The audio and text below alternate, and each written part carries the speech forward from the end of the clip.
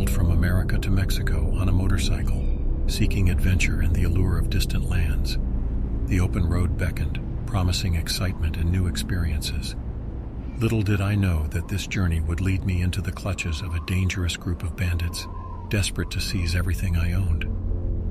The ride began with the sun's warmth on my back and the wind in my hair, as I cruised along picturesque roads that wound through the vibrant Mexican landscape. It was a perfect start to my adventure, filled with the anticipation of discovering the beauty and culture of this enchanting country. As I ventured deeper into Mexico, the scenery changed, revealing rugged terrain and isolated towns. One evening, while passing through a small, dusty village, I noticed a few suspicious glances from the locals. A chill ran down my spine, but I dismissed my paranoia as mere traveler's jitters.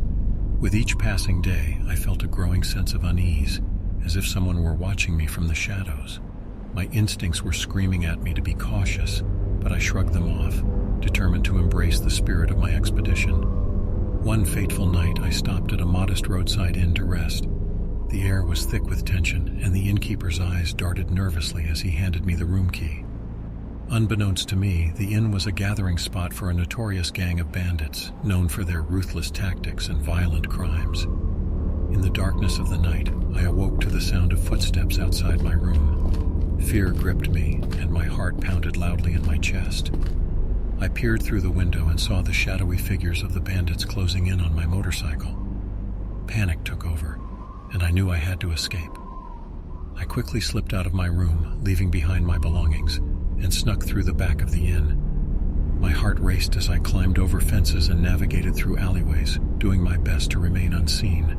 The adrenaline coursing through my veins pushed me forward, propelling me toward the unknown. With every mile I put between myself and the inn, I felt a glimmer of hope, but the feeling of being pursued never left me.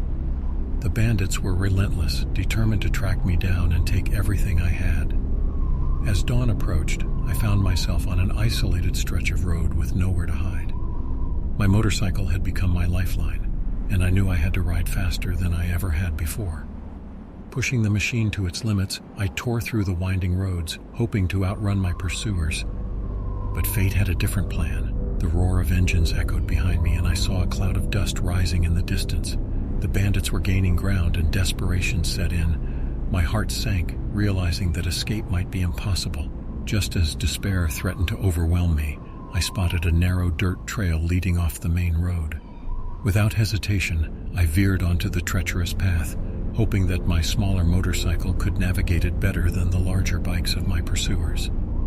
The trail was unforgiving, filled with rocks and hazards that could easily send me tumbling into the abyss below. I gritted my teeth, ignoring the pain in my body, and pushed on, the sound of pursuit growing fainter. The bandits persisted, unwilling to give up their hunt. But the rough terrain took its toll on them, slowing their progress and giving me a slim advantage. With the last of my strength, I managed to break free from their clutches and found myself on a main road once again.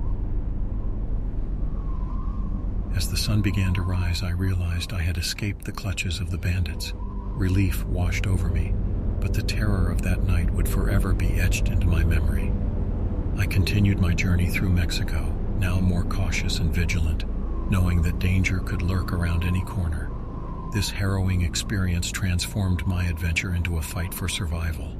As I finally crossed the border back into America, I knew that I had narrowly escaped a fate that could have cost me everything. The road to Mexico had been filled with excitement and wonder, but it had also shown me the darkest side of human nature. Now, whenever I hear the rumble of a motorcycle engine or see the glint of a stranger's eye, I am reminded of that terrifying night, a reminder that danger can be found even in the most unexpected places.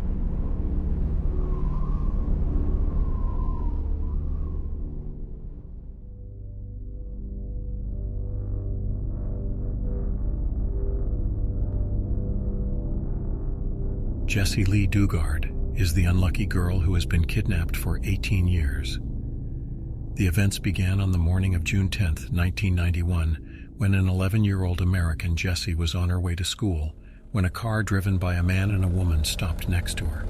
In all good faith, Jessie thought they wanted to ask about a specific place, but I was surprised that the driver of the car took out an electric gun and then electrocuted her with it until she lost consciousness and was kidnapped. Jesse's stepfather was around, and he witnessed the kidnapping and tried to catch up with them, but to no avail. The kidnapper, Philip, and his wife, Nancy, arrived at their house, and with them was poor Jessie, who passed out. They handcuffed her and put her in an isolated soundproof room behind their house and closed the door on her before they left. Hours after the kidnapping, local and international channels covered this news, and police searches began. Jesse's mother tried to find her daughter as much as possible, to the extent that she created a voluntary campaign to search for Jessie and called it Jesse's Hope. Meanwhile, Philip was persecuting, torturing, and raping Jessie in a terrifying manner. After a month and a half, Philip decided to move Jessie to a bigger room, chained her to the bed, and continued the daily rape he was doing to her. Outside, all search attempts were unsuccessful, as there is no evidence of Jessie's whereabouts. Jessie began to live with her bitter reality and accept it, which made Philip and his wife loosen her chains after 3 years. In April 1994, the tragedy occurred, as Jessie became pregnant with Philip. Philip's wife began to prepare Jessie for childbirth by watching television programs. Indeed, Jessie was born in August 1994, and the baby was a girl.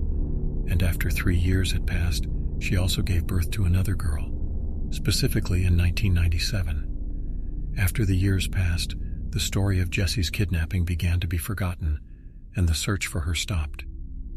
And in 2009, Philip went to give a lecture at the University of California, since he was considered a repentant criminal, and his 2 daughters were with him from their mother, Jessie, the kidnapped girl.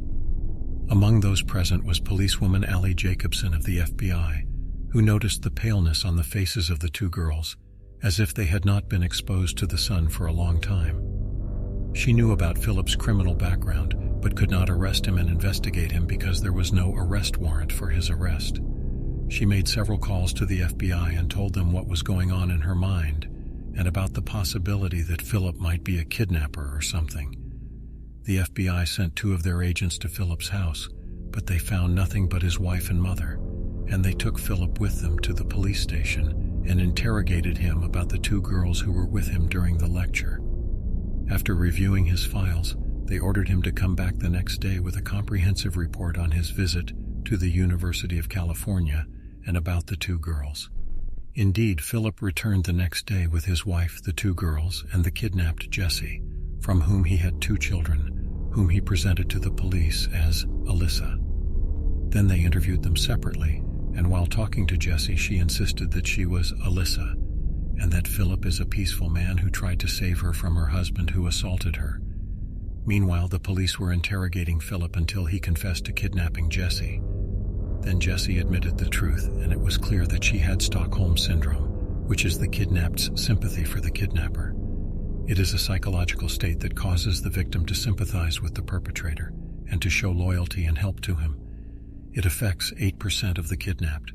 Subsequently, Philip and his wife Nancy were arrested for kidnapping and rape,